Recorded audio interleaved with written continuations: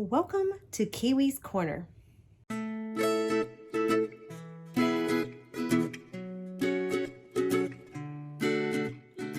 Today we're going to be talking about a travel carrier. It is something that is so very important to have anytime you have a pet. You always have to have a way to get them out of the house in an emergency, and you should be taking your pet and your bird to the vet, so they will be needing a travel carrier.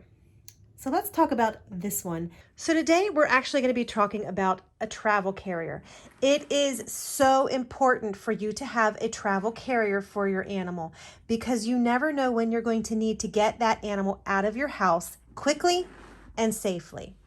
And you should be taking your pet to the vet on a regular basis, and a travel carrier is important.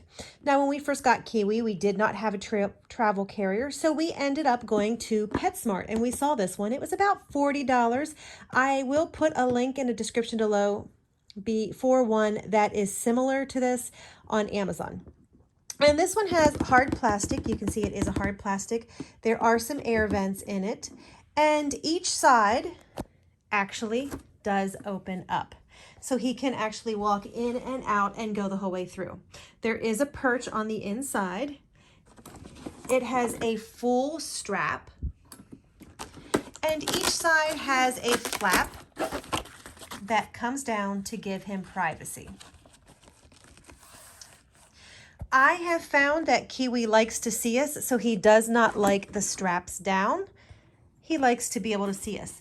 But if you notice on this one, the perch is there, and this perch is actually good, except that we have a small bird. So if I was going to use this travel carrier heavily, we would need to get a smaller perch that would be more suitable to his tinier feet, because our bird is only 59 grams as a Green Cheek Conure. The top also has a carrier, so you can pick it up like this. And the bottom does come out. Now, typically, I will just go ahead and wrap this with a hand towel so that it is softer, more easier for him to be on, and it's also a lot easier for us to clean up. Now, one last thing I want to talk about on this cage is there is mesh, so he can actually get fresh air. I worry about the plastic that it's going to heat up in here. Thus far, while we have been inside the car, I actually have occasionally put my fingers in to see if it's hot, and he doesn't seem like it's getting really hot in there, but that is a concern.